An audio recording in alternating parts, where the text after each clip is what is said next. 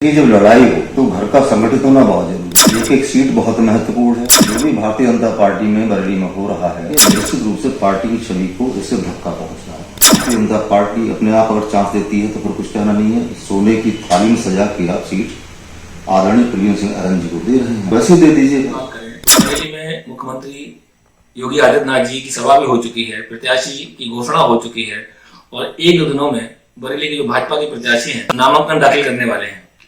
इस सब के बीच बरेली में एक तूफान सा भाजपा के अंदर आया हुआ है। पार्टी के ही लोग पार्टी का ही विरोध कर रहे हैं, कारण कुछ भी हो, लेकिन ये बहुत अच्छे संकेत नहीं माने जा रहे। नमस्कार, मैं हूं विशाल और आप देख रहे हैं बरेली लाइव। इस भाजपा की इस उथल पुथल में समाज में जो मैसेज जा रहा है, तो हमारे साथ आज मौजूद हैं वरिष्ठ चिकित्सक और राजनीति में राष्ट्रीय स्तर पर सक्रिय रहे डॉक्टर सत्येंद्र सिंह, जो संघ से भी जुड़े रहे हैं, दूसरे दलों की राजनीति में भी उन्होंने की है।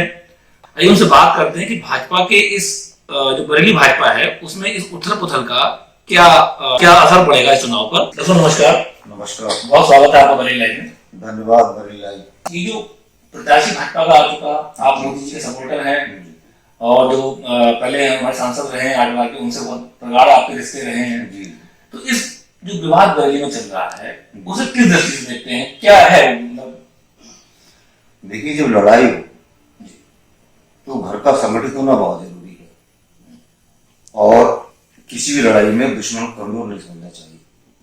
लेकिन जब अपना ही घर कमजोर हो तो फिर लड़ाई बड़ी मुश्किल हो जाती है, ऐसा मुझे लगता है। जो भी भारतीय जनता पार्टी में बरेली में हो रहा है, आप भी समझते हैं और सब मतदाता समझते हैं और चर्चा भी हो रही है कि इसका पार्टी को नुकसान होगा।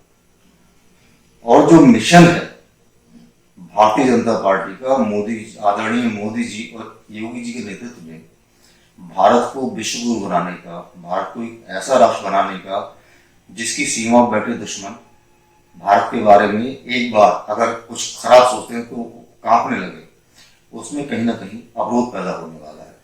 एक एक सीट बहुत महत्वपूर्ण है और क्योंकि आपने देखा हुआ एक बार 13 वोटों से अटल जी की सरकार गिर गई, तो 400 का सपना जब लेके चलते हैं तो उसमें बरेली की भूमिका बड़ी महत्वपूर्ण होगी, क्योंकि बरेली भाजपा का गढ़ रहा है और यहाँ आदरणीय संतोष गंगवार जी लगातार 8 बार सांसद रहे हैं, मंत्री रहे हैं। उन्होंने देखा जाए तो पूरी भाजपा को बरेली जिले में और मैं कहूँ रोहिलखंड मंडल में जीवित रखने का कहीं किसी व्यक्ति का योगदान है तो वो आदरणीय संतोष गंगवार जी का है। तो बहुत अच्छी बात आपने की डॉक्टर साहब। संतोष जी निसंदेह बरेली के भाजपा की रीढ़ है। भाजपा शून्य से जो शिखर तक लेकर गए वो संतोष जी लेकर गए, उनके बिना असंभव था। 8 बार सांसद रहे हैं, कई बार मंत्री भी रहे हैं, लोकप्रियता जबरदस्त है और उन जैसा गंभीर व्यक्ति। लेकिन उनके ही भारत सेवा ट्रस्ट पर एक प्रेस कॉन्फ्रेंस होती है, लोग इकट्ठे होते हैं और वो जिस तरीके से चीजें आती, उससे क्या लग रहा है, वो क्या संदेश जा रहा है जनता में कि भाजपा में फूट है? देखिए, टिकट किसको मिलेगा किसको नहीं मिलेगा ये तो आदरणीय मोदी जी और एक कार्यकारिणी को निर्धारित करेगी। ये हमारा बरेली का विषय नहीं है। नहीं सर, बात टिकट की, टिकट तो जो मिलना था, जो विवाद है सर, मैं आपको बात कर विवाद है वो टिकट पे ही है। मेरा जो सवाल है सवाल ये देखिए, जैसे टिकट वैसे हम आप करते हैं टिकट कटा, जो कि भाजपा की जो हमारे पास जानकारी है, जो दुनिया जानती है कि एक एज फैक्टर बनाया गया था कि इस एज फैक्टर के बाद में उसको टिकट कम नहीं दिया जाएगा। संतोष जी ने उसको एक्सेप्ट भी किया। उनका एक भी बयान अभी तक ऐसा नहीं आया कि वो दावेदारी कर रहे हैं या उसको हम पार्टी का विरोध कर रहे हैं। इसके बावजूद दूसरा सवाल ये उठता है, जो चर्चा है वो ये है कि हमने टिकट काटा, पार्टी ने टिकट काटा किसी का, संतोष जी का टिकट कटा है तो उनसे बेहतर आना चाहिए था। तो क्या आपको लगता है जो वर्तमान जो प्रत्याशी भाजपा ने घोषित किए हैं वो संतोष जी से बेहतर है? ये सवाल आपका बड़ा महत्वपूर्ण है। कहीं भी कोई प्रत्याशी डिसाइड किया जाता है तो उसके बारे में कई सारे फैक्टर होते हैं और कहीं ना कहीं भारतीय कोई जनता पार्टी जातिवादी पार्टी नहीं है, ना ऐसी राजनीति करती है, लेकिन कहीं ना कहीं जातिगत समीकरण देखे जाते हैं।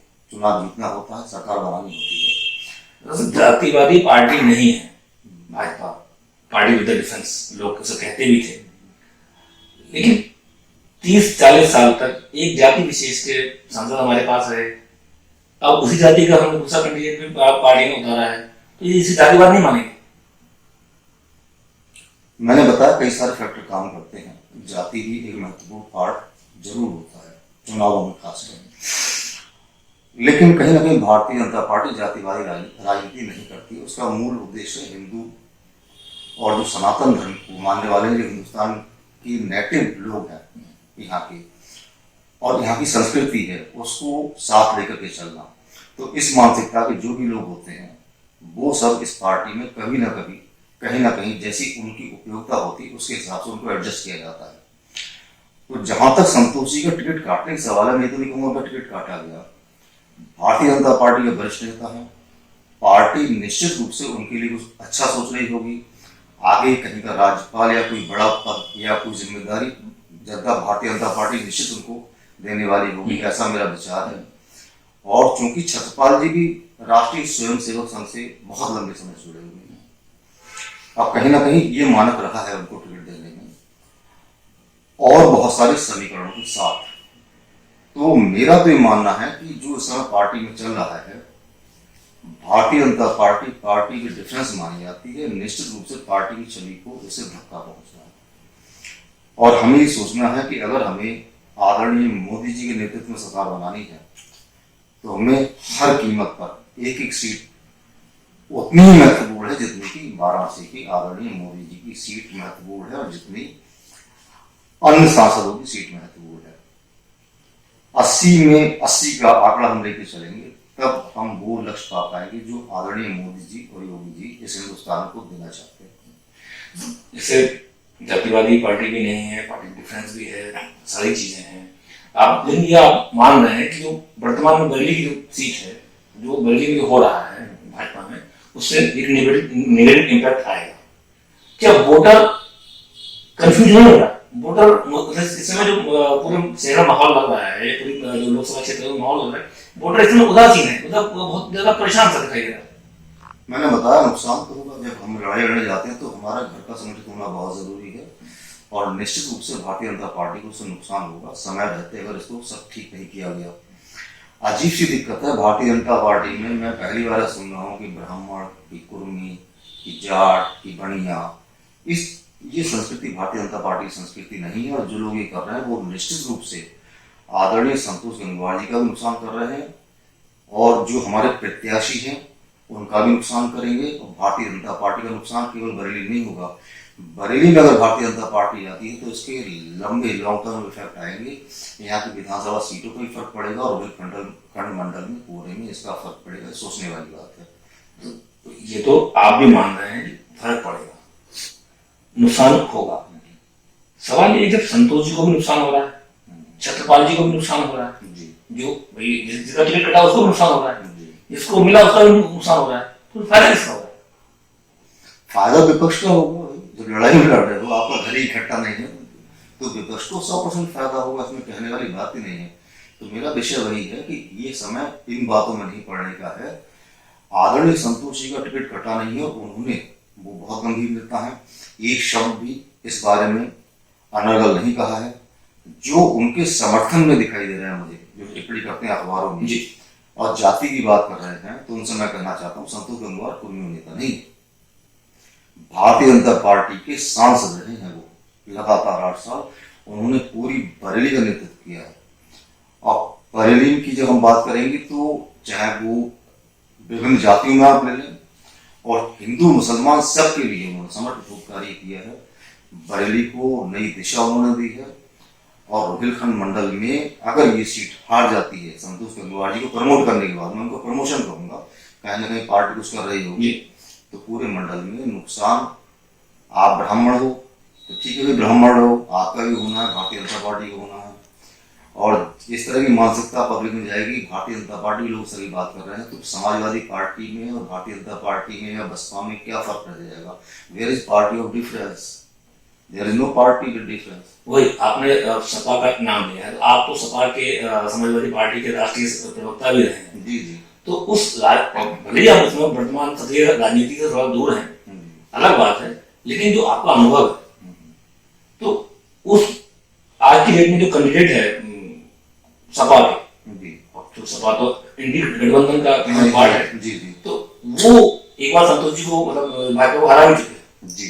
तो उस फैक्टर को कैसे देखते हैं? देखिए, भारतीय जनता पार्टी जब भी यहाँ हारी है, चाहे वो डॉक्टर तोमर का इलेक्शन हो, मैं पुरानी बात कर रहा हूँ आपसे, मेयर साहब को, यहाँ भारतीय जनता पार्टी के विरोध में जीते हो और फैक्टर जातिवाद का था। मैं फिर साफ साफ कर रहा हूँ, तब भी ये सूट होते और पब्लिक ने रिएक्शन किया था। जातिवाद की जब भी बात होगी तो भारतीय जनता पार्टी का मतदाता उसको बर्दाश्त नहीं करेगा और जो उस तरह की बात करेगा उसको सजा देगा उसको।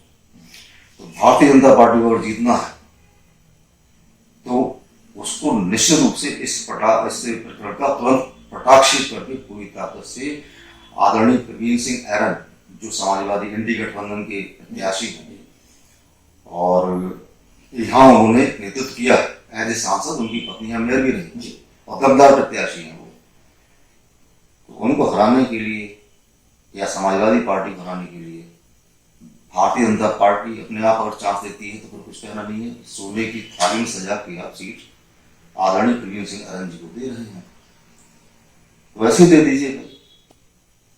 और जहां तक अखिलेश जी की बात करी, वो अच्छे व्यक्ति हैं, उनके बारे में कभी मैं रिपीट थोड़ी नहीं करता हूँ, लेकिन मैं चूंकि प्रधानमंत्री पद पे मोदी जी देखना चाहता हूँ तो मैं मोदी चाहता हूँ कि सीट खा। फिर एक बात और कहूंगा जी, आपकी बात कहना नहीं चाहिए। हमारे प्रत्याशी मोदी जी हैं, हमारे प्रत्याशी आदरणीय छत्रपाल गंगवार जी हैं। हम सबको संगठित होकर उन्हें इस सीट पर जिताना है, उन्हें बरेली का सांसद बनाना है और मोदी जी की कोई भी सीट खराब नहीं होने देनी है। बरेली बहुत महत्वपूर्ण है, इस बात का ध्यान रखें। बहुत बहुत धन्यवाद। यहाँ डॉक्टर सत्येंद्र सिंह जो बता रहे हैं, बरेली बहुत महत्वपूर्ण सीट है, हर सीट पर कैंडिडेट जो है वो प्रधानमंत्री मोदी हैं। तीसरी बार उन्हें प्रधानमंत्री बनते हुए देखने का सबका सपना है।